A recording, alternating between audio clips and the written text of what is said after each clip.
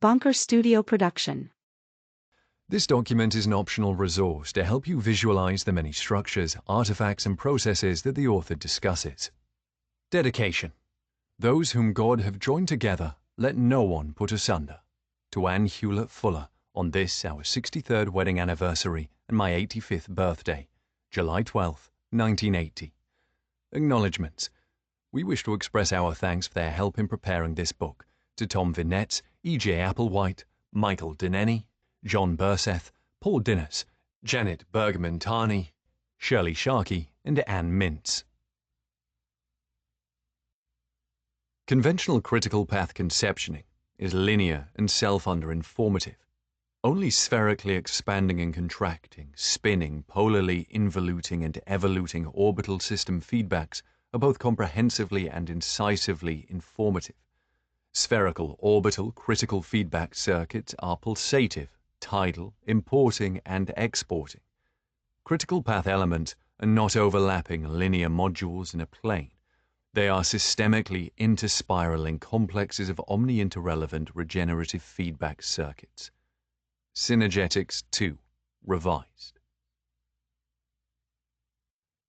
Forward. It is the author's working assumption that the words good and bad are meaningless. This is based on science and not on opinion. In 1922, physicists discovered a fundamental complementarity of disparate individual phenomena to be operative in physical universe. This was fundamentally amplified with the subsequent discovery of the always and only different, always coexisting proton and neutron, which, with their always coexistent electrons, positrons, neutrinos, and antineutrinos, are eternally intertransformable. No longer was valid the building block of the universe. It was discovered that unity was plural and at minimum sixfold. All the intercomplementations are essential to the successful accomplishment of eternally regenerative universe. Science's discovery of fundamental complementarity has frequently occasioned individual scientists' realization that the word negative, used as the opposite of the word positive, is at best carelessly and misinformedly employed.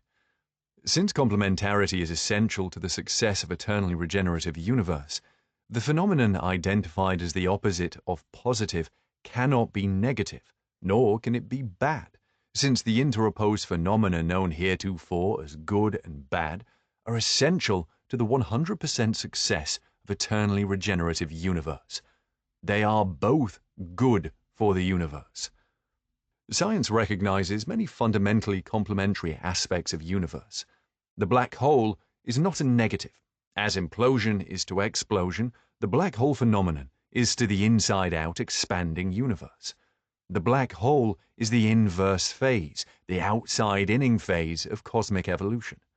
What humans have spontaneously identified as good and bad, or as positive and negative, are evolutionary complementations in need of more accurate identifications. If you want to sail your ship to windward through a narrow passage, you have to do what sailors call beating to windward. First you sail on your port tack, then on your starboard tack, then port, then starboard, again and again. Not on your good tack and your bad tack. We walk right foot, left foot, not right foot, wrong foot. This book is written with the conviction that there are no good or bad people, no matter how offensive or eccentric to society they may seem. I am confident that if I were born and reared under the same circumstances as any other known humans, I would have behaved much as they have. There's a short verse written long ago by an English poet and teacher, Elizabeth Wordsworth. If all good people were clever, and all clever people were good, the world would be nicer than ever we thought it possibly could. But somehow 'tis seldom or never that the two hit it off as they should. For the good are so harsh to the clever so rude to the good. If you think you identify with anybody in this book, be sure to remember that I don't have any good or bad people. You and I didn't design people. God designed people. What I'm trying to do is to discover why God included humans in the universe. I'm trying to find out what God permits us progressively to know and preferably to do if we humans are to continue in universe. For many years I hesitated about writing this book. God has introduced me to many, many thousands of humans.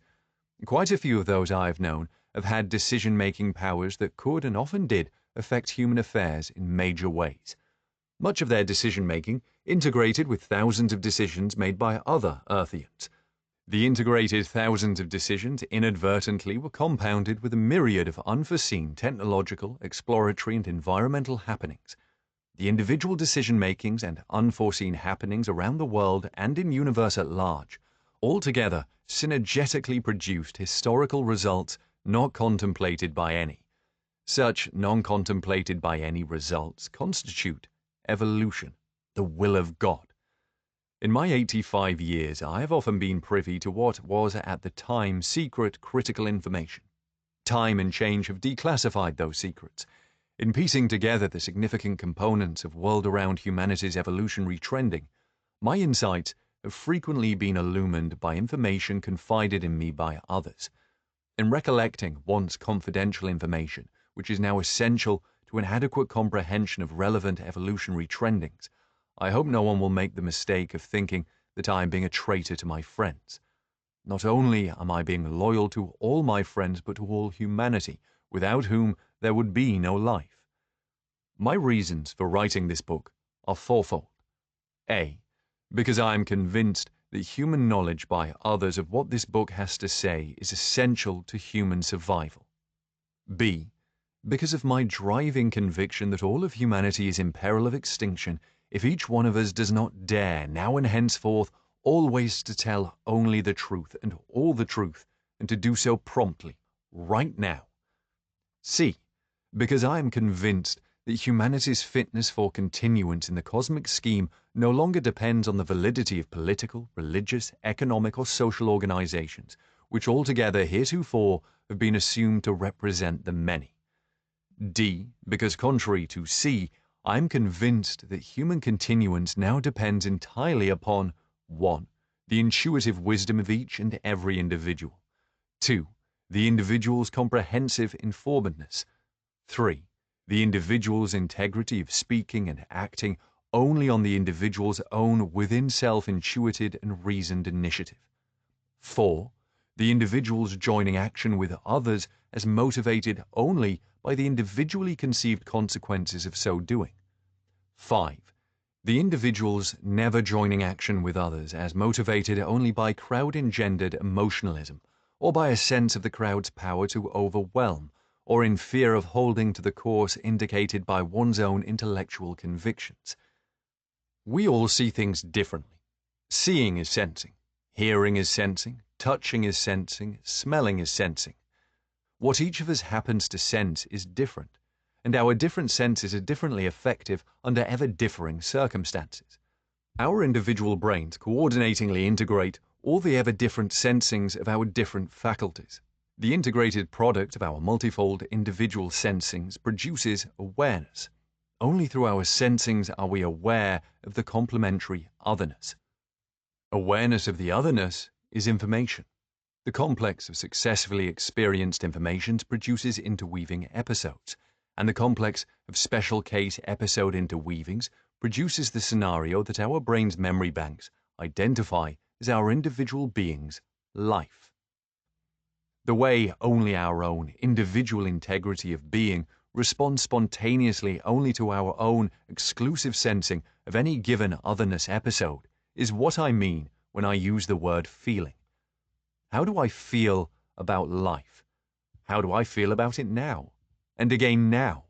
Our feelings often change. What do I feel that I need to do about what I'm feeling? One of the many wonderful human beings that I've known who has affected other human beings in a markedly inspiring degree was E. Cummings, the poet. He wrote a piece called A Poet's Advice, which I feel elucidates why little I, 53 years ago at age 32, jettisoned all that I had ever been taught to believe and proceeded thereafter to reason and act only on the basis of direct personal experience. Cummings' poem also explains why, acting entirely on my own initiative, I sought to discover what, if anything, can be effectively accomplished by a penniless, unknown individual operating only on behalf of all humanity, in attempting to produce sustainingly favorable physical and metaphysical advancement of the integrity of all human life on our planet, which omni-human advantaging task, attemptable by the individual, is inherently impossible of accomplishment by any nation, private enterprise, religion, or other multi-peopled, bias-fostering combination thereof. A poet's advice. A poet is somebody who feels and who expresses his feelings through words. This may sound easy. It isn't. A lot of people think or believe or know they feel, but that's thinking or believing or knowing, not feeling. And poetry is feeling, not knowing or believing or thinking. Almost anybody can learn to think or believe or know, but not a single human being can be taught to feel. Why? Because whenever you think or you believe or you know, you're a lot of other people, but the moment you feel, you're nobody but yourself. To be nobody but yourself in a world which is doing its best night and day to make you everybody else means to fight the hardest battle which any human being can fight and never stop fighting.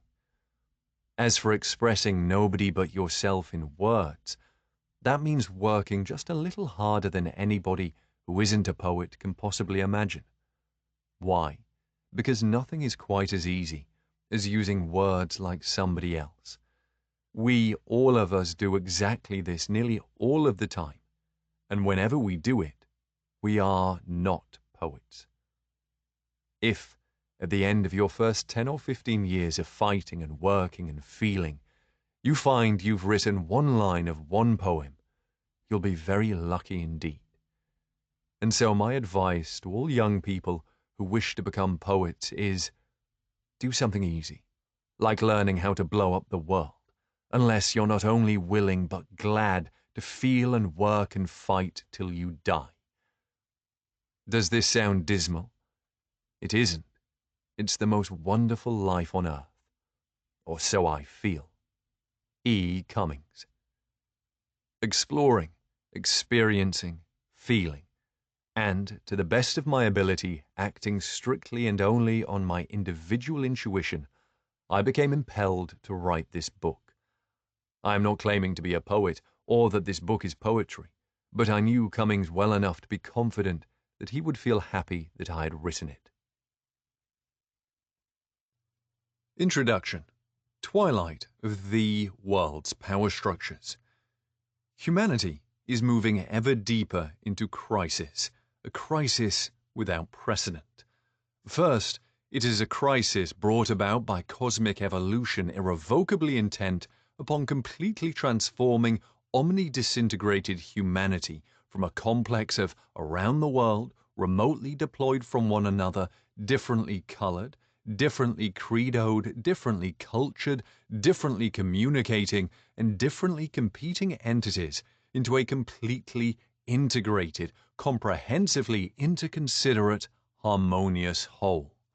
Second, we are in an unprecedented crisis because cosmic evolution is also irrevocably intent upon making omni-integrated humanity omni-successful, able to live sustainingly at an unprecedentedly higher standard of living for all Earthians than has ever been experienced by any, able to live entirely within its cosmic energy income instead of spending its cosmic energy savings account, the fossil fuels, or spending its cosmic capital plant and equipment account, atomic energy, the atoms with which our spaceship Earth and its biosphere are structured and equipped, a spending folly no less illogical than burning your house and home to keep the family warm on an unprecedentedly cold midwinter night. Humanity's cosmic energy income account consists entirely of our gravity and star, 99% of which is the sun, distributed cosmic dividends of water power, tidal power, wave power, wind power, vegetation-produced alcohols, methane gas, volcanism, and so on. Humanity's present rate of total energy consumption amounts to only 1/4 millionth of 1% of the rate of its energy income. Tax-hungry government and profit-hungry business for the moment find it insurmountably difficult to arrange to put meters between humanity and its cosmic energy income, and thus they do nothing realistic to help humanity enjoy its fabulous energy income wealth. In fact, they send their government revenuers out into the mountain forest to fine and to destroy the equipment of any civilian so treacherous as to apply private enterprise in the alcohol from sun energy photosynthesis harvesting to personal advantaging. If any citizens start making their own automobile powering alcohol, the revenuers will have to pounce on them just as they do on those making moonshine liquor. 99% of humanity does not know that we have the option to make it economically on this planet and in the universe. We do. It can only be accomplished, however, through a design science initiative and technological revolution. For 3/4 of all the trillions of nights humans have been on board planet Earth, the moon has been their most intimate sky companion. For millions of years, humans assumed it to be obvious that no one would really touch the moon. Those who did not assume that to be obvious were obviously loony, lunatics, moon touchers.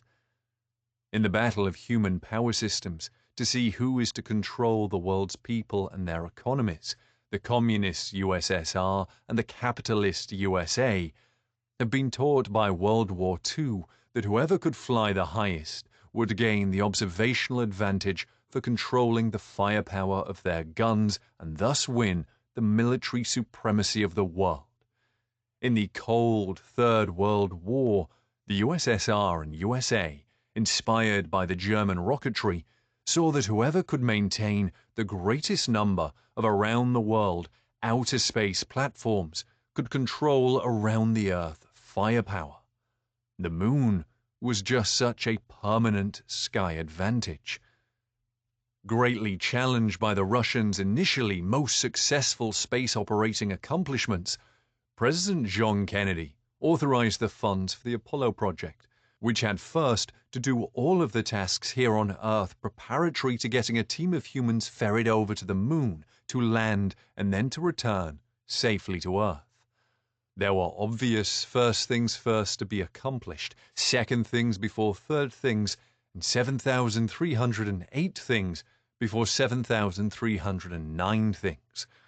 Some were going to take longer than others.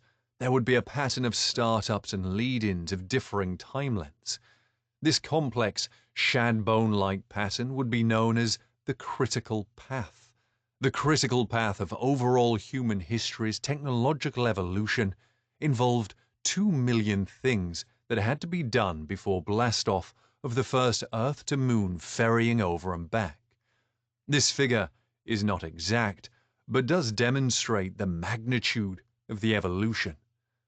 Fortunately, early humans, having no knowledge that what they were doing would someday lead to humans physically, safely visiting the moon, had already accomplished 1 million of those essential tasks before President John Kennedy allocated the federal funds to accomplish the remaining 1 million. Suddenly, it was evident, but only to those few students who cared about the overall significance of such non-obvious, vast time-scale inventories of evolutionary, historical, technological accomplishments, that without the million items already accomplished, it would be impossible to realize any of the Apollo project's 1 million additional technical requirements, let alone accomplish them within the critically effective USA vs. USSR competition time limit. Evolution is methodically synergetic and omni-meaningful.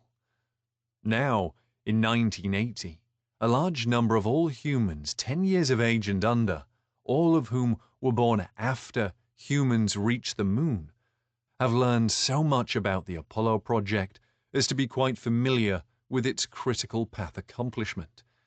They have entered the evolutionary scenario at a spontaneous conceptual level twice as well informed initially as were any pre-Apollo project humans, and they find it logical to think about the solution of major evolutionary challenges in the comprehensive terms of both the all-history critical path lessons as well as those of the as yet clearly remembered and documented special case lessons of the Apollo project's 1 million additionally accomplished critical path tasks. The under 10-year-old post-moon landers are saying, humans can do anything they need to do. They are writing me letters saying so and asking why we don't make our world work satisfactorily for all humans. This is encouraging. By 1989, those successful moon ferry-over conditioned, thoughtful young ones will be 20. That's just the right age for commanding and executing the 1989 world-embracing design science revolution, which will result in the conversion of all humanity into an integrated, omni-harmonious, economically successful one-world family. As of 1980, the successful solution of the myriad of social, economic, psychological problems now existent is obviously a more difficult task for humanity to address than was the achieving of the Apollo project. For those who care to know how we're going to accomplish the 1989 omni-success of humans on Spaceship Earth, it is necessary to invest the rest of this hour in listening to this introduction, which contains the minimum information leading to ultimate comprehension of the fact that humanity now, for the first time in history, has the realistic opportunity to help evolution do what it is inexorably intent on doing, converting all humanity into one harmonious world family and making that family sustainingly, economically successful. It will take all the evenings of 1 week to listen to the Critical Path book itself. This is the minimum time investment necessary to discover what roles may be effectively performed by humans individually in support of the 1989 design science realization of the success of humanity. History shows that only when the leaders of the world's great power structures have become convinced that their power structures are in danger of being destroyed have the gargantuanly large, adequate funds been appropriated for accomplishing the necessary epoch-opening new technologies. It took preparation for World War III to make available the funds that have given us computers, transistors, rockets, and satellites to realistically explore the universe. In the 1 hour of concentrated introductory listening about the critical path that must be accomplished in order to achieve understanding that we have the option to make it, the first thing first is to understand what the world power structures are and of what their unique technical levers and strategies consist. Throughout the history of land and sea transport, those who have gained and held control of the world's lines of vital supply have done so only by becoming the masters in the game of establishing supreme human power over all other sub-powerful organizations, ergo, invisibly over all humanity. The historical development of massively keeled and ribbed, deep-bellied ships, which came into human use in the 3000 to 1000 BC era of the Phoenicians, Cretans, and Mycenaeans, altogether altered and vastly enlarged the interregional and international physical transporting means of the world's lines of supply.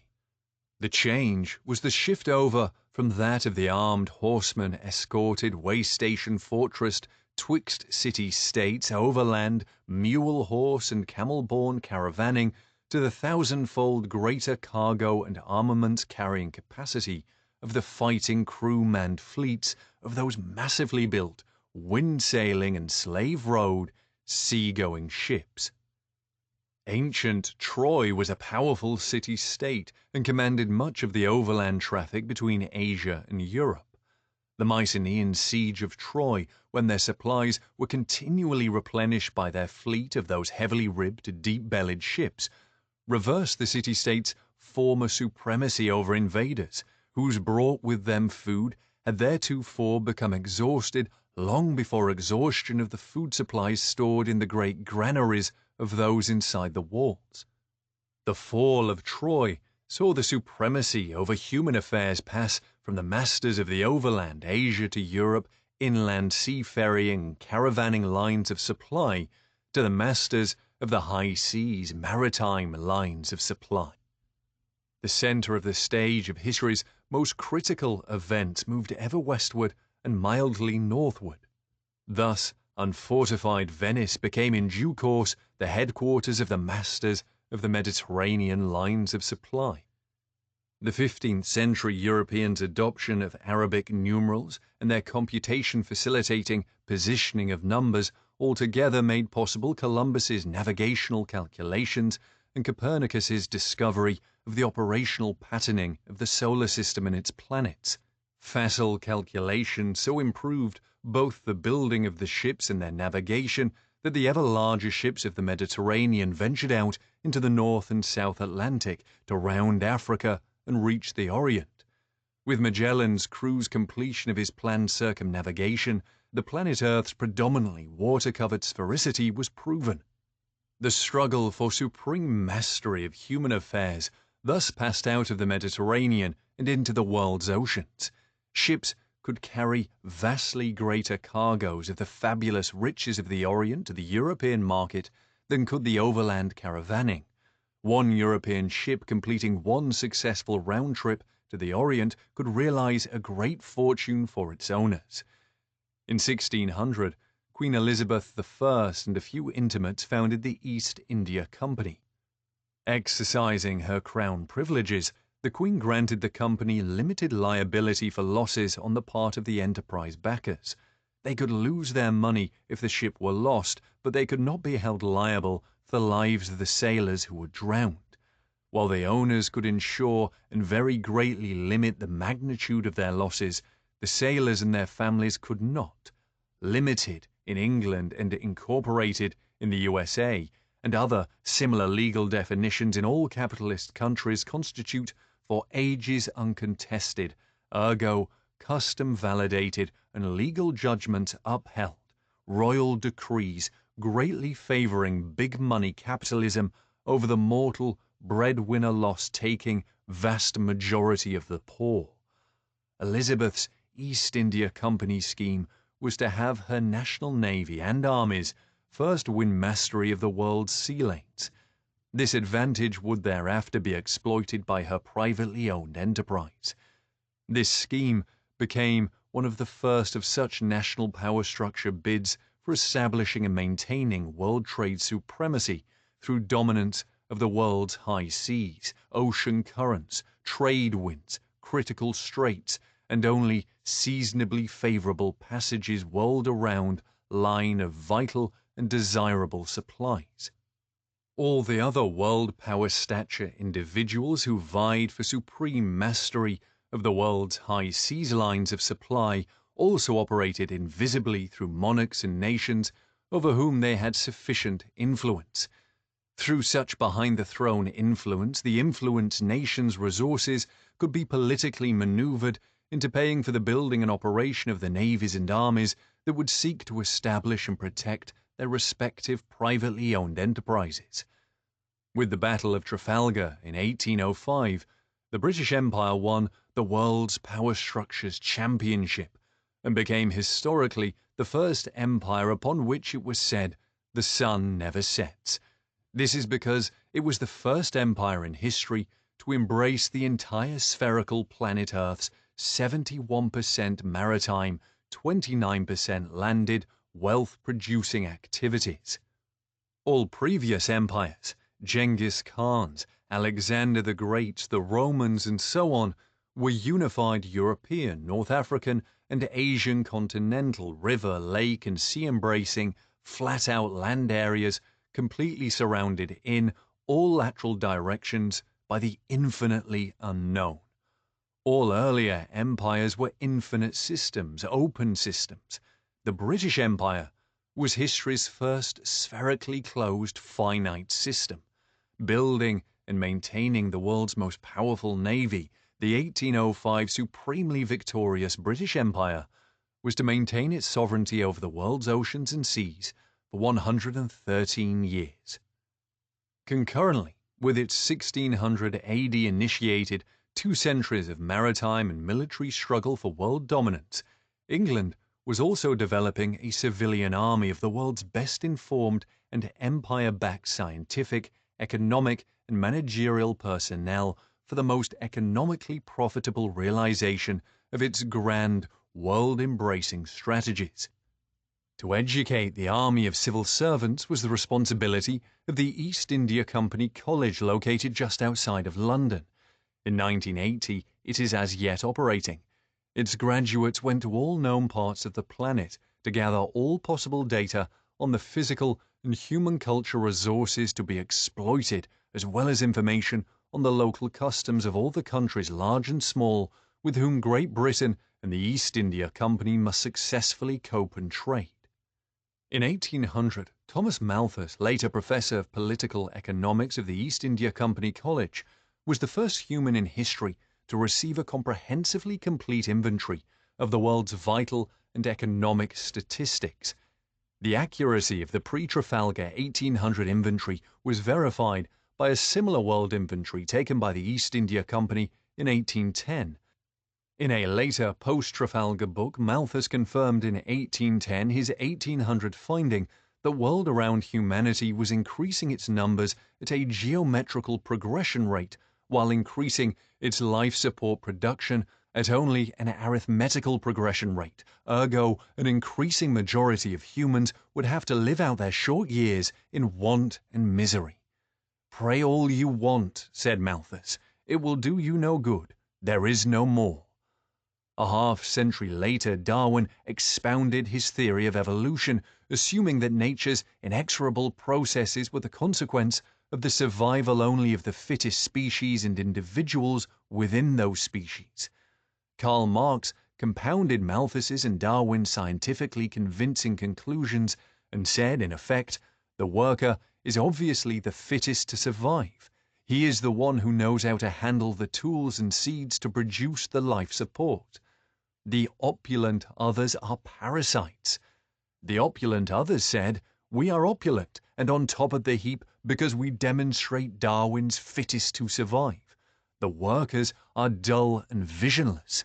What is needed in this world is big thinking enterprise, courage, cunning, and fighting skill. For the last century, these two ideologies, communism and free enterprise, have dominated the political affairs of world around humanity.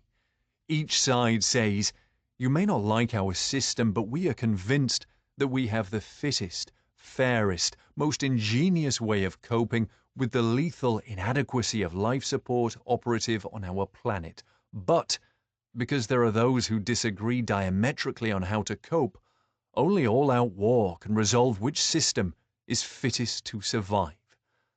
Those in supreme power politically and economically, as of 1980, are as yet convinced that our planet Earth has nowhere nearly enough life support for all humanity.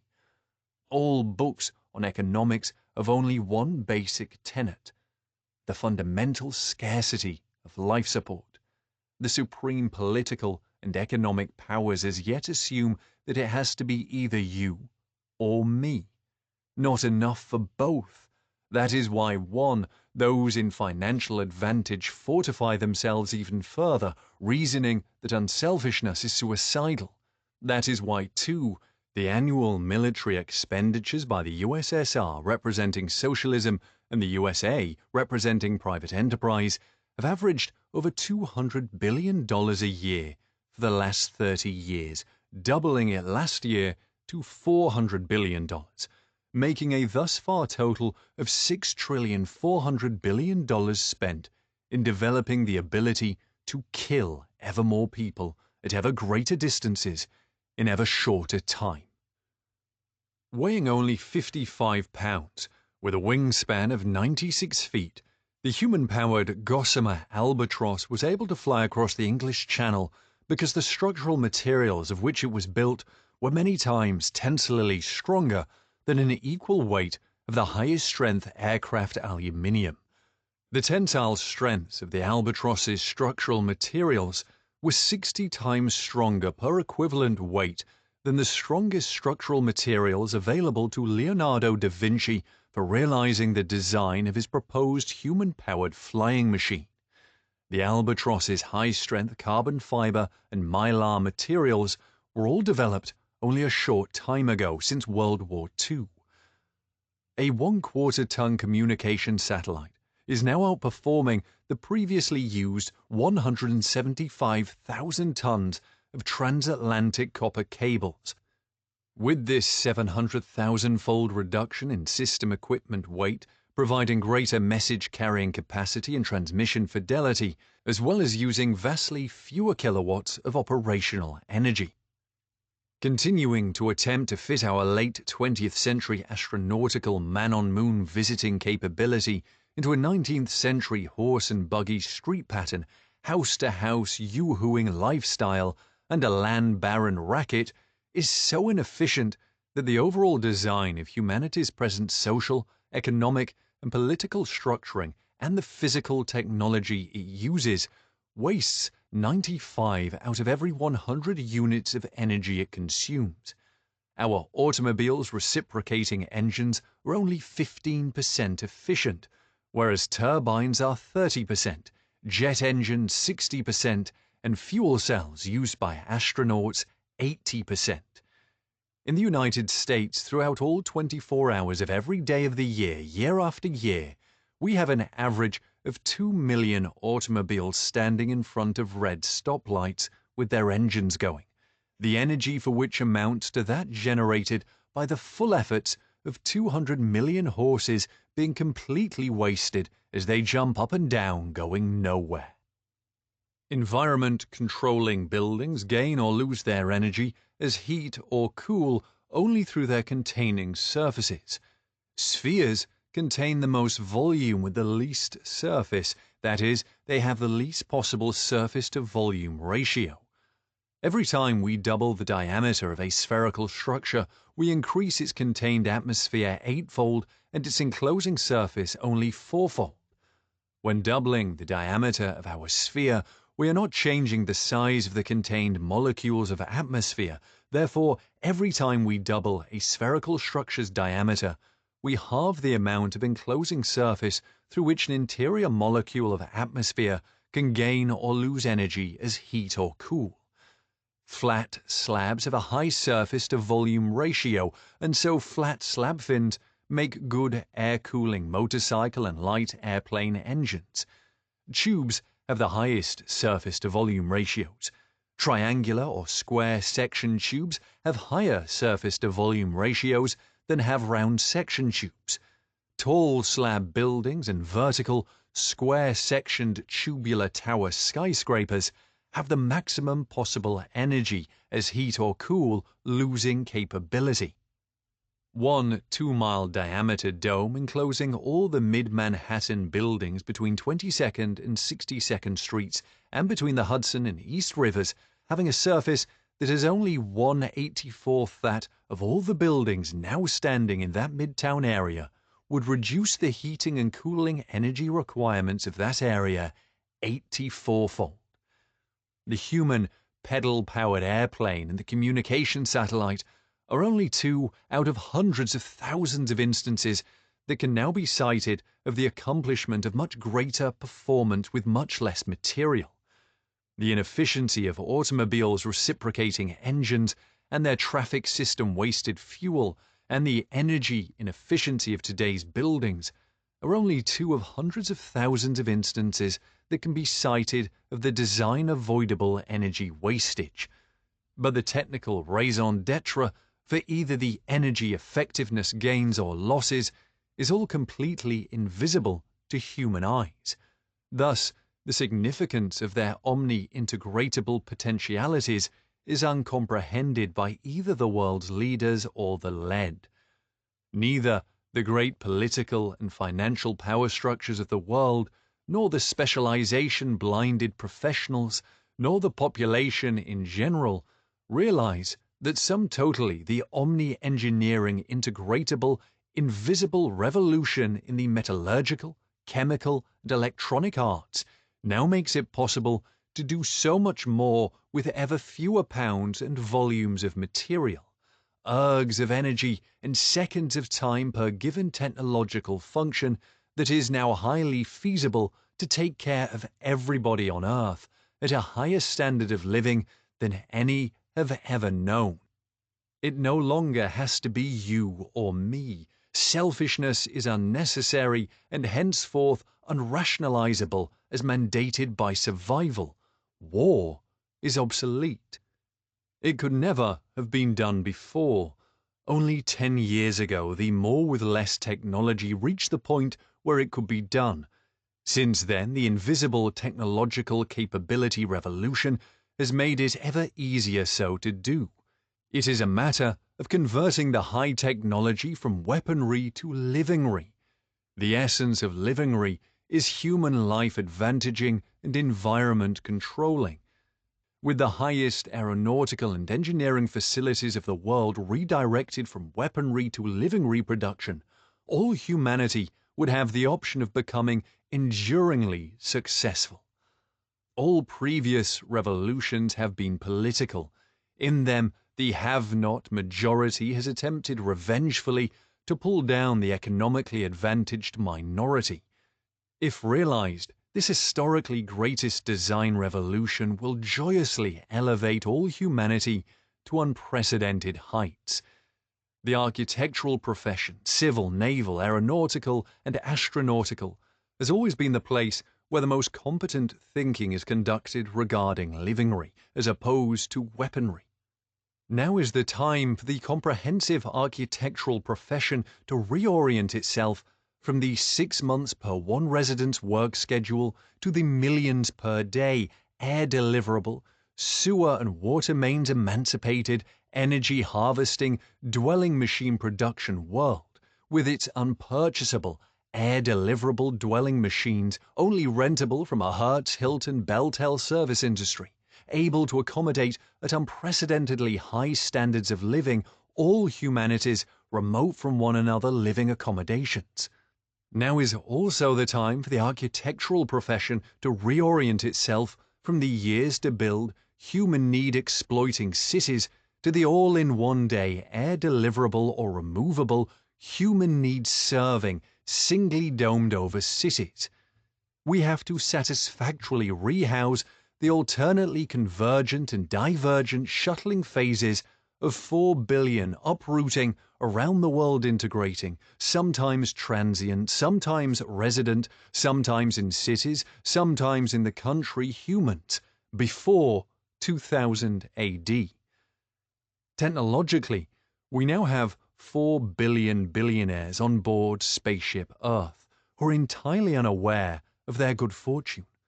Unbeknownst to them, their legacy is being held in probate by general ignorance, fear, selfishness, and a myriad of paralyzing professional licensing, zoning, building laws, and the like, as bureaucratically maintained by the incumbent power structures.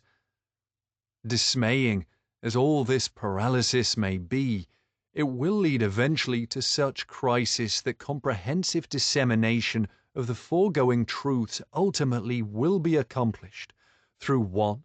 The world around integrated electronic media broadcasting, and 2.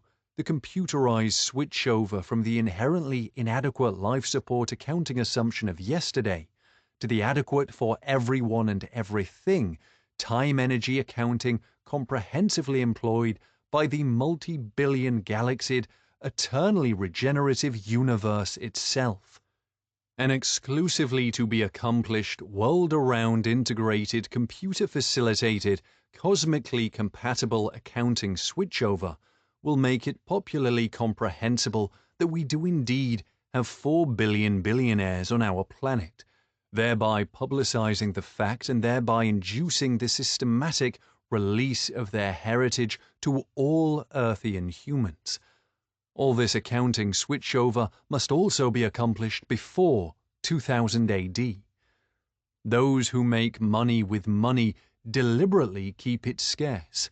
Money is not wealth. Wealth is the accomplished technological ability to protect, nurture, support, and accommodate all growthful needs of life. Money is only an expediency-adopted means of inter-exchanging disparately sized, non-equatable items of real wealth. A shoemaker has 10 milk-drinking children. He wants to acquire a milk cow to convert grass into milk to take care of his children. The shoemaker makes his shoes out of cowhide, but that is not the reason he wants the cow. If and when the cow gets too old for milk production, he can butcher it for its meat and obtain a goodly supply of cowhide for his shoemaking. A cow breeder wants a pair of shoes. He and the shoemaker agree that it takes much more time and individual inputs to produce a milk cow than it does to make a pair of shoes. They agree that you can't cut the cow up and still milk it. So they employ metal which, being scarce and physically useful, has high and known exchange value and which could be cut apart into whatever fractions are necessary to implement the disparate values of inter-exchanging. That's how we got money. Computers do not have to see or feel anything. Computers do not deal in opinion judgments. They simply store, retrieve, and integrate all the information given them. The more relevant the information they are given, and the more accurate that information, the better the answers that the computer can give as to the consequences of doing thus and so under a given set of circumstances.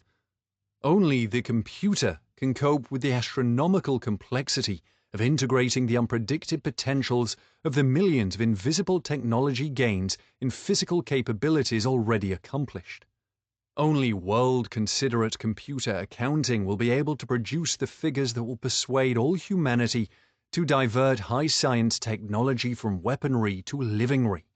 Computer capability will clearly manifest that we indeed now have 4 billion real wealth billionaires.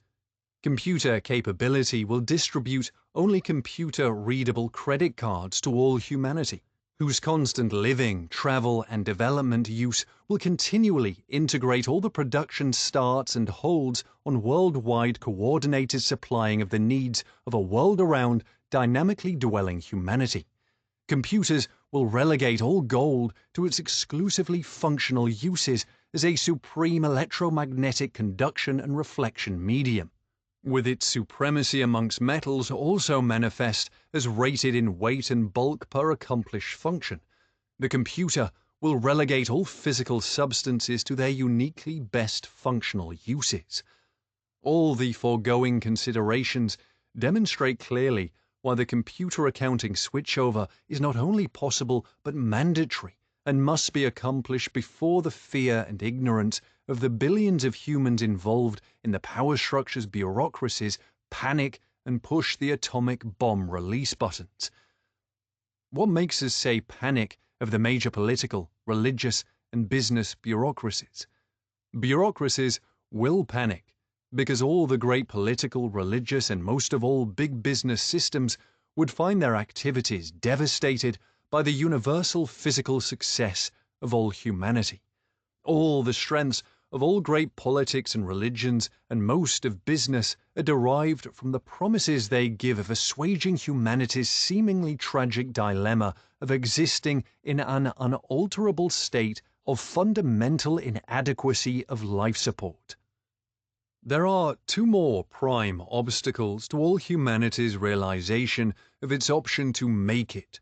One is the fact that humanity does not understand the language of science.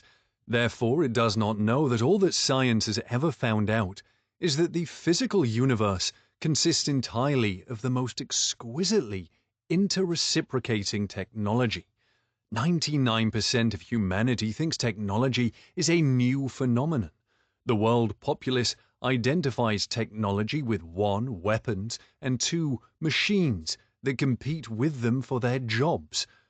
Most people therefore think they are against technology, not knowing that the technology they don't understand is their only means of exercising their option to make it on this planet and in this life. Fortunately, the mathematical coordinate system that has been and as yet is employed by science is not the coordinate system employed by the physical universe. Nature is always most economical. Science's coordinate system is not most economical and is therefore difficult. Nature never has to stop to calculate before behaving in the most economical manner. Scientists do. Also, fortunately, we have discovered nature's coordinate system, which is elegantly simple and popularly comprehensible. Synergetics will make it possible for all humanity to comprehend that physical universe is technology, and that the technology does make possible all humanity's option to endure successfully.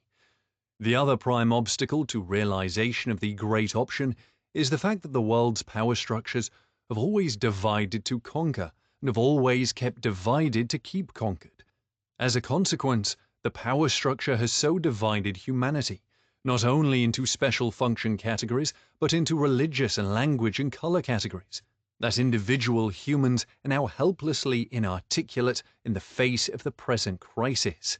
They consider their political representation to be completely corrupted, therefore they feel almost utterly helpless. Asking a computer, "What shall I do?" is useless. You can get an informative answer, however, if you program your question into the computer as follows, under the following set of operative circumstances, each having a positive or negative number value in an only one value system, which of only two possible results will be obtained if I do so and so, and by how much. In 1953, my friend, the late Walter Reuther, then president of the United Auto Workers, was about to meet with the board of directors of General Motors to form a new and timely post-World War II-oriented labor pact. At that time, the first of the new scientists' prototyped computers ever to be industrially manufactured were being assembled, put in running order, and fine-tuned by Walter Reuther's skilled machinists. Walter had all his fine-tuning machinists put the following problem into their computers. In view of the fact that most of General Motors' workers are also its customers, if I demand of General Motors that they grant an unheard-of wage advance plus unprecedented vacation, health, and all conceivable lifetime benefits for all of its workers, amounting sum totally to so many dollars, which way will General Motors make the most money? By granting or refusing? All the computers said, General Motors will make the most profit by granting. Thus fortified, Walter Reuther made his unprecedented demands on General Motors directors, who were elected to their position of authority only by the stockholders and who were naturally concerned only with the welfare of those stockholders. Reuther said to the assembled General Motors board of directors, "You are going to grant these demands not because you now favor labor, which in fact you consider to be your enemy, but because by so granting, General Motors will make vastly greater profits. If you will put the problem into your new computers, you will learn that I am right." The directors said, "Ha ha, you obviously have used the wrong computers or have misstated the problem to the computers." Soon, however, all their own computers told the directors that Walter was right. They granted his demands. Within 3 years, General Motors was the first corporation in history to net $1 billion profit after paying all government taxes, with their profits increasing steadily thereafter for 20 years. In the electrical power and light generating industry, the privately owned public utilities' largest customers are the industries. The public utilities must always generate enough electricity to ensure their customers never have a shortage and that electricity be cheap, otherwise the industrial customers would install their own generating equipment. What the customers don't use of the surplus generated power is pure loss to the public utilities. To cope efficiently with the foregoing variables, each utility has plotted the peak and valley patterns for each second of each day of all the years since the public utilities entered the business. The utilities have many standby generators, most of which are in operation for only a small fraction of the time. All of each company's past peak and valley history is combined with probability mathematics to determine how many generators to have in operation at any given time of any given day of each newly evolving year. In the 1930s, Wendell Willkie was first to discover that with integration of the electrical generating networks of neighboring localities, whose peak and valleys inherently differ to some degree, the excess of any of the network's member utilities at any one moment is frequently used by other grid members' peaks. When this happens, it brings pure profit to the excess power generating seller. The practical limit on the distance of electrical power delivery from the time of World War I until 20 years ago was 350 miles. However, 350 miles could not span the distances between any two of the continent's 4 national time zones. 20 years ago, as a consequence of the new technologies of the space age, ultra-high voltage superconductivity and other technical developments occurred that made 1,500-mile delivery of electricity possible, practical, and economical. This reach provided the ability to span continental time zones, whose peaks and valleys obviously differed greatly from one another, and this meant greater profits to be derived from across time zone integrated electrical energy networks. Responding to 1929's Great Crash, the New Deal set up the Tennessee Valley Authority, which built many huge dams and enormous hydroelectric power generating capability. This solved all the flood problems of that area. It also greatly irritated the private sector, which said government had no right to enter into competition with private enterprise. Subsequently, the government set up its Rural Electrification Administration, REA. The government was interested in rehabilitating the country's depression-ruined farms. The private sector's electrical generating industry was not interested. They thought it could be done only at a great loss. The electrical grids financed and administered by the REA interspersed all the great urban centers' electrical grids in the United States. When the 1,500-mile electrical delivery reach unpredictably occurred and potential grid integration across time zones loomed, the government-administered rural grids became strategically involved. The boards of directors of all the private sector public utilities said they would never integrate electrically with government. They were completely against government being in their game. However, they obviously could not integrate across the time zones except by employing the government's rural electrification established and financed grid. The problem, with all its pro and con data, was put into the computer by the engineers of both the government and the private sector. The question was asked, in which way would the private sector make the most money, by integrating with the government's network or not? The computer said the private sector would make 30% greater profit by integrating with government. The private sector undertook to do so.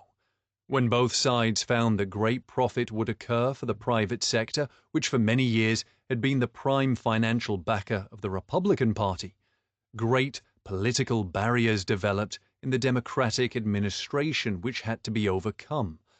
President Lyndon Johnson, acting on behalf of the federal government, used his power over the Democratic Party to remove enough barriers to permit the government to agree to integrate with the private sector. The private sector, which theretofore had always backed the Republican presidential candidates, apparently became confused and backed Democrat Lyndon Johnson's successful bid for re-election.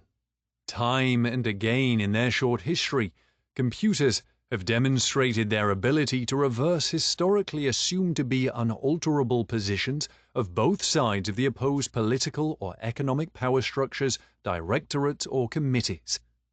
Computers can remember accurately and can cope with and integrate the vast amounts of all known relevant information on complex problems, uncopiable with prior to the computer. What we had prior to the computer were respected opinions and only selfishness-conditioned reflexes on how to cope. Though an opinion might be wrong, there was no practical and convincing way to prove it. Unchallenged, the opinions became respected precedent, then exceptionless concepts, and sometimes even civil and academically accepted social law. Computers will be used more and more to produce the opinion-obsoleting answers to progressive crisis-provoked questions about which way world society as a whole will enduringly profit the most. Computers will correct misinformed and disadvantaged conditioned reflexes, not only of the few officials who have heretofore blocked comprehensive techno-economic and political evolutionary advancement, but also of the vast majority of heretofore ignorant total humanity. Within the crises times immediately ahead, into which we have already entered, the computer is soon to respond. We must integrate the world's electrical energy networks. We must be able to continually integrate the progressive night into day and day into night hemispheres of our revolving planet. With all the world's electric energy needs being supplied by a 24-hour-around, omni-integrated network, all of yesterday's one-half the time unemployed standby generators will be usable all the time, thus swiftly doubling the operating capacity of the world's electrical energy grid.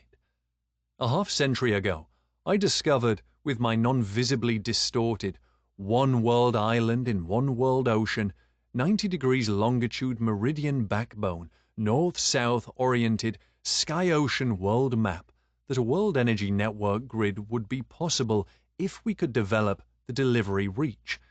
Since I was on the watch for it, when the 1,500-mile reach capability was technically established 20 years ago, it was immediately evident to me that we could carry our American electrical network grid across the Bering Straits from our Alaska grid to reach the extreme northeastern Russian grid, where the USSR had completed a program of installing dams and hydroelectric power generating stations on all their northerly flowing rivers all the way into eastern Kamchatka.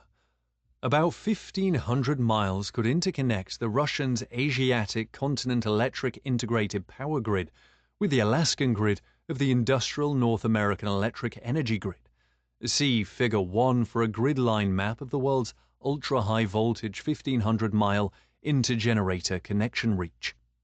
In the early years of Trudeau's premiership of Canada, when he was about to make his first visit to Russia, I gave him my World Energy Network grid plan, which he presented to Brezhnev, who turned it over to his experts.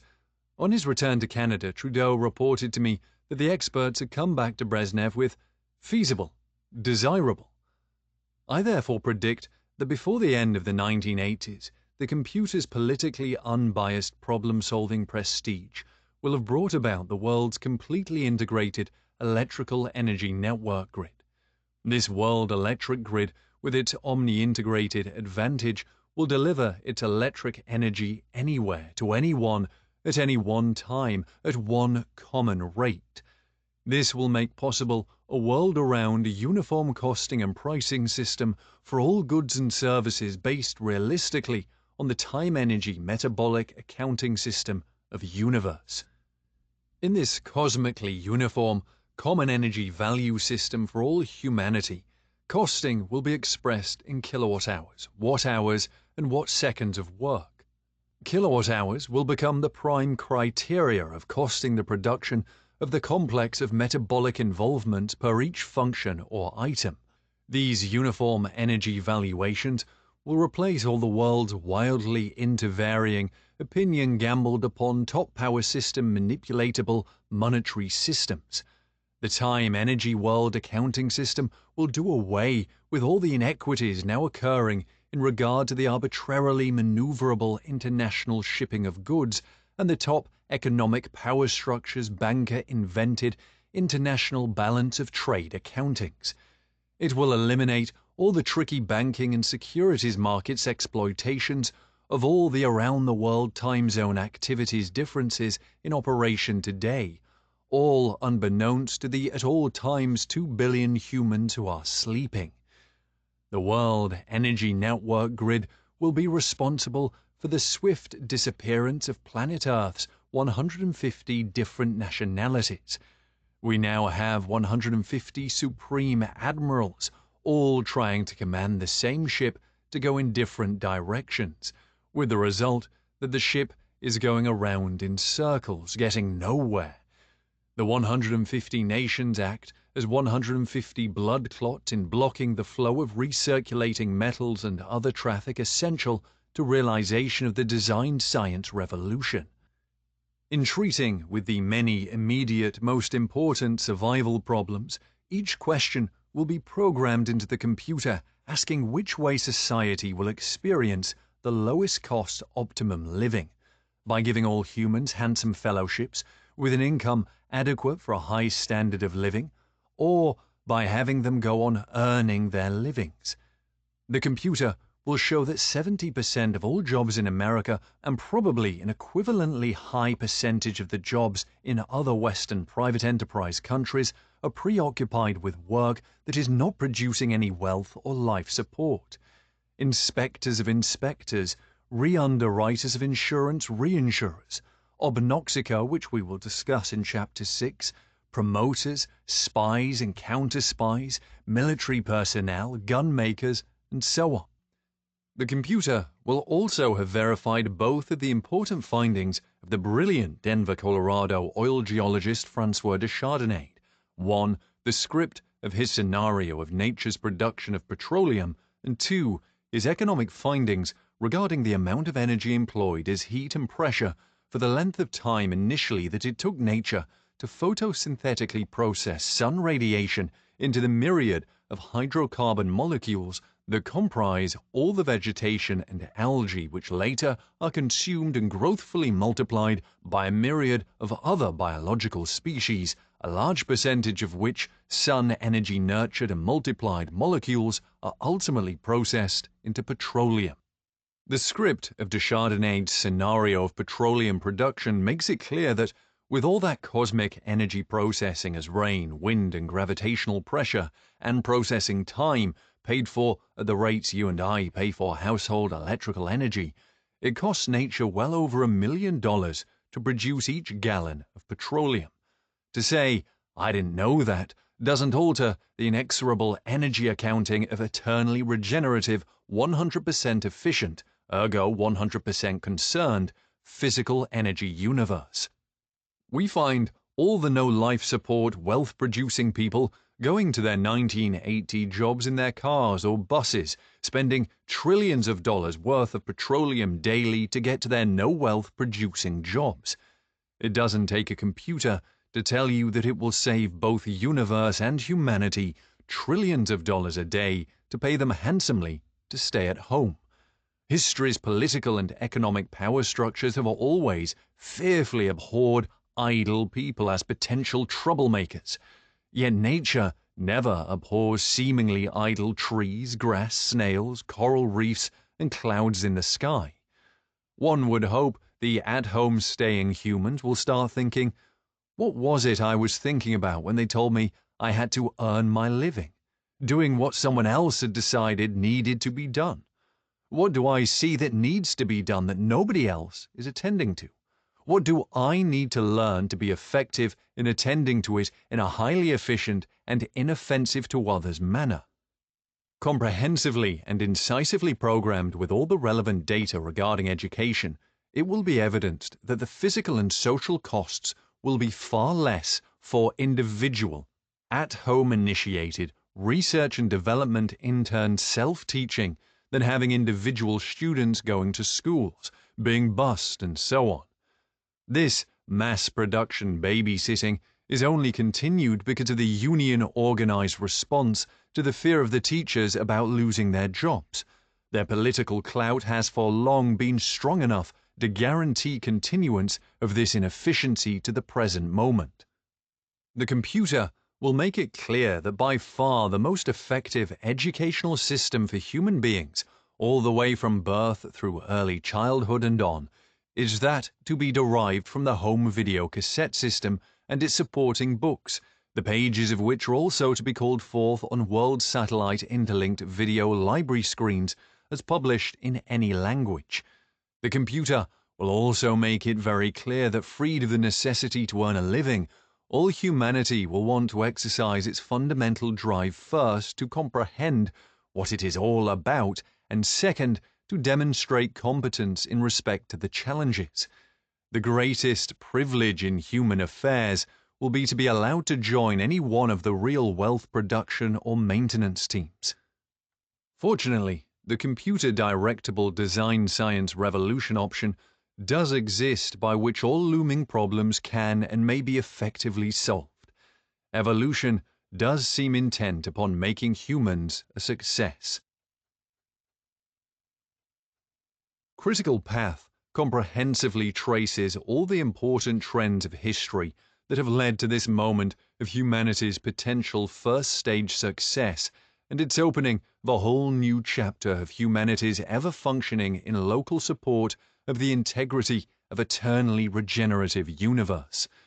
To know now what we could never have known before 1969, that we now have an option for all humanity to make it successfully on this planet in this lifetime, is not to be optimistic. It is only a validation of hope, a hope that had no operationally foreseeable validity before 1969. Whether it is to be utopia or oblivion will be a touch-and-go relay race right up to the final moment. The race is between a better-informed, hopefully inspired young world versus a running scared, misinformedly brain-conditioned older world. Humanity is in final exam as to whether or not it qualifies for continuance in universe as mind, with the latter's access to the design laws called by science the generalized principles governing eternally regenerative universe. Human minds have a unique cosmic function not identifiable with any other phenomenon, the capability to act as local universe information harvesters and local universe problem solvers in support of the integrity of eternally regenerative universe. At the present cosmic moment, muscle, cunning, fear, and selfishness are in powerful control of human affairs. We humans are here in universe to exercise the universe functioning of mind. Only mind can apprehend, abide by, and be led by truth. If human mind comes into control of human affairs, the first thing it will do is exercise our option to make it. If you listen to the entire Critical Path book carefully, including its sometimes long but essentially detailed considerations, and pay realistically close attention to these considerations, you will be able to throw your weight into the balancing of humanity's fate. While you could be the straw that breaks the camel's back, compressively you can also be the straw of intellect, initiative, unselfishness, comprehensive integrity, competence, and love, whose ephemerally effective tension saves us. The invisibly tensive straws that can save us are those of individual human integrities, in daring to steer the individual's course only by truth, strange as the realized truth may often seem, wherever and whenever the truths are evidenced to the individual, wherever they may lead, unfamiliar as the way may be. The integrity of the individual's enthusiasm for the now possible success of all humanity is critical to successful exercise of our option. Are you spontaneously enthusiastic about everyone having everything you can have? For only a short time, in most countries, has the individual human had the right of trial by jury. To make humanity's chances for a fair trial better, all those testifying must swear to tell the truth, all the truth, and nothing but the truth. But humans have learned scientifically that the exact truth can never be attained or told. We can reduce the degree of tolerated error, but we have learned physically, as Heisenberg discovered, that exactitude is prohibited, because most exquisite physical experiment has shown that the act of measuring always alters that which is measured. We can sense that only God is the perfect, the exact truth. We can come ever nearer to God by progressively eliminating residual errors. The nearest each of us can come to God is by loving the truth. If we don't program the computer truthfully, with all the truth and nothing but the truth, we won't get the answers that allow us to make it. When we speak of the integrity of the individual, We speak of that which life has taught the individual by direct experience. We are not talking about loyalty to your mother, your friends, your college fraternity, or your boss who told you how to behave or think. In speaking of truth, we are not talking about the position to take that seems to put you in the most favorable light. It was the 1927 realization of the foregoing that brought the author to reorganize his life to discover what, if anything, the little, penniless, unknown individual with dependent wife and child might be able to do effectively on behalf of all humanity that would be inherently impossible for great nations or great corporate enterprises to do. This occasioned what is described in my Self-Disciplines, Chapter 4. With world-around contact with youth, generated by invitations to speak to the students of over 500 universities and colleges during the last half-century, I can conclude at the outset of 1980 that the world public has become disenchanted with both the political and financial leadership, which it no longer trusts to solve the problems of historical crisis. Furthermore, all the individuals of humanity are looking for the answer to what the little individual can do that can't be done by great nations and great enterprises. The author thought that it would be highly relevant to the purpose of this book to enumerate those self-disciplines that he had adopted and used during those 50 years. Only those self-disciplines can cogently explain why he adopted the design science revolution and not the political revolutions, the strategy of all history. Only by understanding those disciplines can we understand the strategy governing the development of the artifacts, which strategy is called critical path, ergo the name of this book. Each year, I receive and answer many hundreds of unsolicited letters from youth anxious to know what the little individual can do. One such letter, from a young man named Michael who is 10 years old, asks whether I am a doer or a thinker.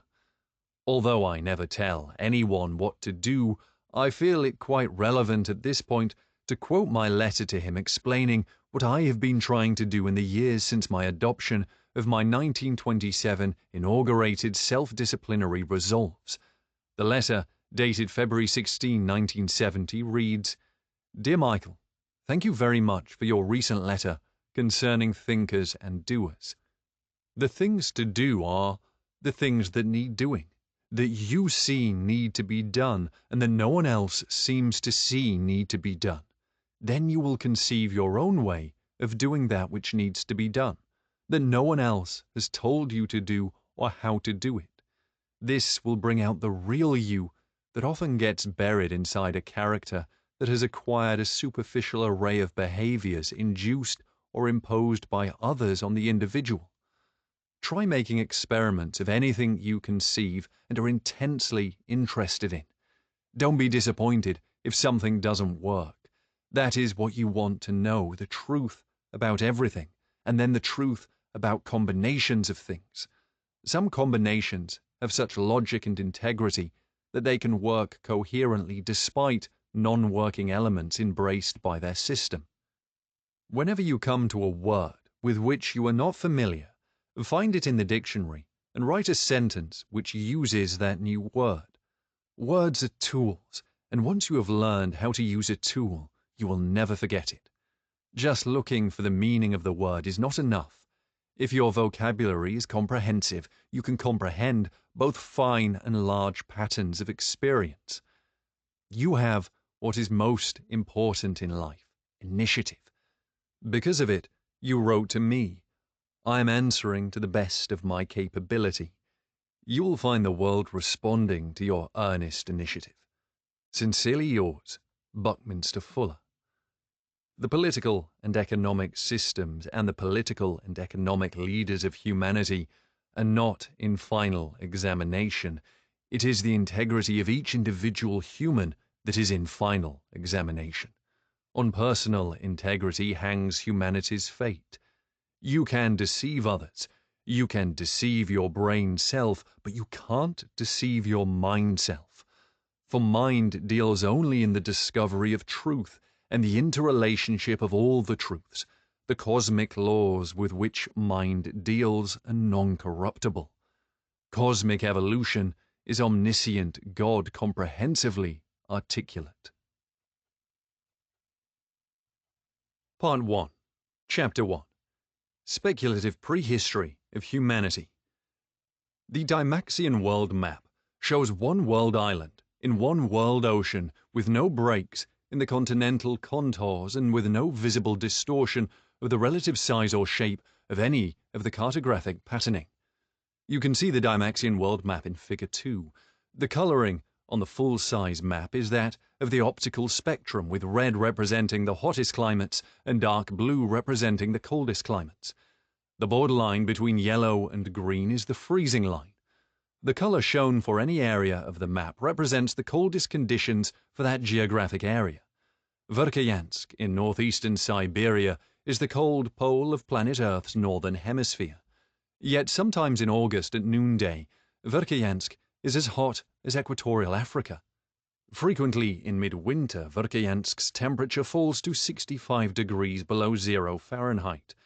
Equatorial Africa rarely has a temperature at midwinter of less than 70 degrees above 0 Fahrenheit. The annual temperature variation between the hottest and coolest in equatorial Africa is only 20 degrees Fahrenheit, while the annual variation at Verkhoyansk is 120 degrees Fahrenheit. The vital factor that determines social patterns, human preoccupations, and economic customs of those dwelling in different geographic environments depends on how cold it gets, not on how hot. With their shade-making artifacts, humans can live nakedly under the hottest of Earth's weather conditions. Consisting physically of 60% water, humans cannot live nakedly where it is cold, not below the freezing line of 32 degrees above 0 Fahrenheit. The Dymaxion map shows that 1. The colder an area gets, the more the annual temperature variation, and 2. The more the geographical temperature varies annually, the more inventive the humans who live in those areas have to be to survive. If you live by Lake Victoria in eastern Africa and you wish to cross it, you will invent a wooden boat. If you live beside Lake Baikal in central Siberia and you wish to cross that body of water, you will invent a wooden boat in the summer and skates and sleds in the winter. The people who live in the colder areas are not more inventive, they simply have many more environment-caused occasions in which to employ all humans' innate inventiveness. Move humans from a hot country into a cold country, and they become as inventive as those who live there, or they perish. As flying insects are hit by the windshields of our speeding automobiles, their intricate wings, legs, sensors, and bodies splash out as flat yellow-green blobs. More than 50% by both volume and weight of the average physical structure and mechanics of all biological species consists of water. Humans' structuring and integral organic equipping is over 60% water. Earthians are hydraulically designed technologies. All structures consist of a balanced interaction between tensive and compressive forces. Nature services all her tension functions rigidly with 3 crystalline maximum cohesion bonds, and services her compression-resisting functions with double-bonded, flexibly hinged, variously viscous hydraulics. These are non-compressible, but being flexible, they distribute their loads evenly to all the surfaces of their triple-bonded, tensional container systems. As long as the triple-bonded tensional crystalline containers are strong enough, the hydraulic structural system will hold its tensionally pre-designed, optimally extended shapes because the contained liquids which entirely fill the designed container are non-compressible. Because water is essential to all the biological organisms' ecological system of regeneration on our planet, the major facts about it are vitally relevant. Vital fact number 1, as already stated, is that biological life is 50% water. Vital fact number 2 is that we don't know of any water in the universe other than that on our planet Earth. Almost 3/4 of the Earth's surface is covered with water. The water coverage averages in depth the length of a vertically suspended chain consisting of 2,000 head-to-foot linked humans. The world's oceans seem so deep to people that the amount of water in the universe is thought of by them as unlimited. But on a 12-inch diameter Earth globe, the proportional depth of the ocean to Earth's diameter would be only 3/1000ths of an inch, which means that the absorption depth of the blue ink into the thin paper cover of the globe upon which the oceans are printed is far deeper in respect to the miniature Earth globe than is the real-world ocean in respect to the real Earth's globe. Vital fact number 3 is that water freezes and boils within close limits. Anywhere in the universe except inside Earth's biosphere, the water of which we too consist would be either frozen, boiling, evaporated, or incandescent. These facts integrate to tell us that our terrestrial biosphere is a unique environment essential to the survival of human organisms, not only on our planet, but anywhere within the thus far discovered universe. To keep humans alive outside our biosphere requires reproducing and maintaining our exact biospherical conditions within a physically powerful and superbly insulated interspace rocketable container. Before the continental networks of reinforced concrete highways commenced half a century ago, human civilization, as seen from a low-flying airplane, was always strung out along the brooks, rivers, ponds, lakes, seas, and ocean fronts. Vast real estate developments and their underground, hidden, long-distance pipelines now tend to obscure this absolute dependence of humans upon water. Vital fact number 4 is that water gains and loses heat more slowly than any other known profusely available substance. The South Pacific and Indian Ocean atolls were formed on the ocean surface rims of both extinct and active volcanoes, broken through the ocean bottom crust of the Earth. The volcanoes and the radiation from the sun brought the water temperature to a level compatible with humans' normal 98.6 degrees Fahrenheit, and the tropical ocean's temperature was maintainable thereafter by the sun alone. The world's ocean's thermal stability keeps the world's temperature changes at minimum. All humans in all history have always been born naked, helpless for months, hungry, thirsty, curious, and ignorant. They could not have survived if born where they would freeze, be dehydrated, or burn to death. The most logically propitious place for humans to survive and prosper within our planetary biosphere was on the coral atolls of the South Pacific and North Indian Oceans. Here, the barrier reefs effectively intercepted the great seas. The temperature of the almost still water inside the lagoons was so compatible with life that head above water humans could stay in them continuously without any unfavorable effect. The lagoons abounded in fish, and there were mildly sloping, easy to walk in or out upon beaches of white sand. Crystal fresh waters poured down the mountainsides, and coconuts full of milk fell to the ground around the humans. Fruits were plentiful, and there were no wild animals threatening to eat the helpless baby humans. Discovering that they themselves could not drink the salt water, these island atoll people soon learned that the edible vegetation and fruits grew only from fresh water and sunlight. Noting that the fresh water came either from the sky or from springs, the atollers came to invent shoal freshwater paddies filling, parallelly contoured, intertiered one above the other, terraces at human waist-height distances above one another. This terraced water ditching started high on the hillsides. Down and through this interdammed valving, the fresh waters slowly flowed, so slowly as to usually appear to be motionless. Ultimately, they leached into the sea. The atollers made small and large freshwater vessels of animal skins, wood, and stone, vessels that held water inside, and dug out log vessels that excluded the water. Living half in the water, they became natural hydraulic inventors. It is relevant to our speculative prehistory reviewing of all known clues that, in common only with water-dwelling mammals such as whales and porpoises, humans shed saltwater tears, as do none of the other primates. Marrying a fast-running horse with another fast-running horse increases the mathematical probability of concentrating the fast-running genes.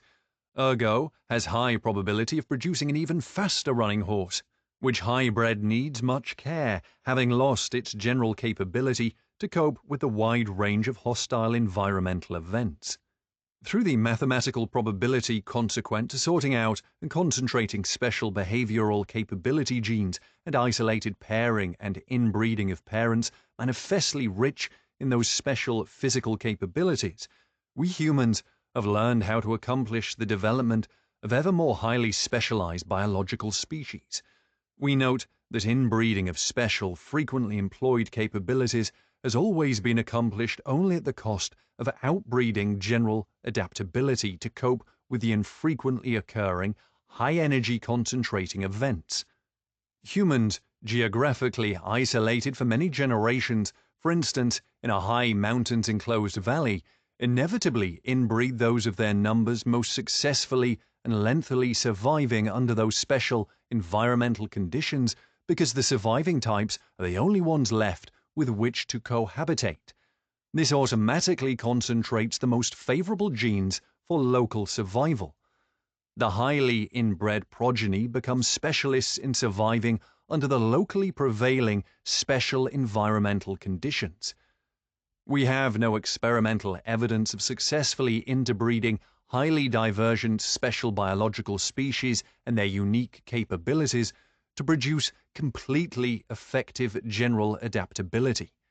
If, on the other hand, we continued successively to inbreed generation after generation of champion Olympic gymnasts, we would soon come to super into tree jumping and swinging monkeys with no more intellectual talent and general adaptability usefulness than that of the bright chimpanzees. For this and other persuasive reasons, my speculative prehistory has assumed, since 1927, Darwin's evolution of life from the simple to the complex, accomplished through progressive agglomeration of single-cell amoebas, to be in reverse of the facts. When Darwin was a young man, at the time of the voyage of the Beagle, Dalton was among the world's leading physicists. Mendeleev's periodic table of the elements had not yet been conceived of. Dalton favored the concept that all atoms were produced by combinations of the hydrogen atoms. This concept and Darwin's single-cell concept fitted neatly into humanity's propensity for looking for the building block of the universe. People's imagination is childishly stimulated at the idea of finding the key. Spontaneously, we are simplistically inclined. It feeds the ego. Oh boy, if I had the key, what couldn't I do? Today, it is eminently clear that human beings' physiological composition consists of a relative abundance of the 92 regenerative chemical element atoms, similar to the relative abundance of chemical elements in universe, which universe consists of a plurality of individually unique generalized principles. In 1922 came physics' demonstration of a fundamental complementarity of inherently different components of physical phenomena. In 1956, the Nobel Prize in Physics was given for the proof that the complementaries were not mirror images one of the other. The number of chemical elements present in the amoeba will not accommodate the chemical element's complexity of universe. Universe is inherently complex and eternally regenerative.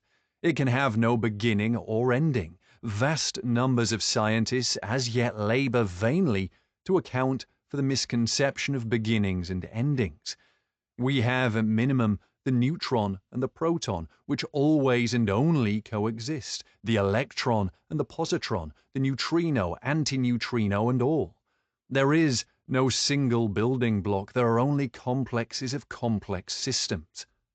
As the great mathematician Leonhard Euler discovered with his topology, all visual experiences consist of three inherently different and unique phenomena. 1. Lines. 2. When lines cross, we get vertexes, corners, fixes, points. 3. When several lines intercross, we get an area, window, or face, or, as we call them in synergetics, 1. Trajectories, 2. Crossings, 3. Openings. A system divides all of the universe into We hope you enjoyed this preview.